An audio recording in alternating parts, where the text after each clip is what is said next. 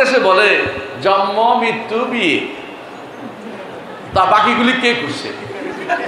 এটা হিন্দুদের কথা, মুসলমানের কথা এটা, মুসলিমের কথা এটা হতে পারে না। মুসলিম কি বলবে?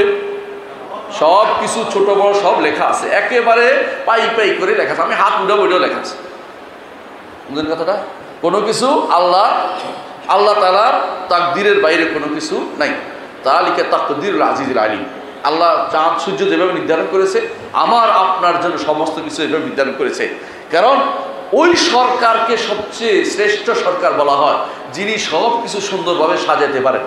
আর আমার রব্বুল আলামিন কত বড় সরকার, তিনি কি না সাজিয়ে রাখছেন আপনি মনে করছেন?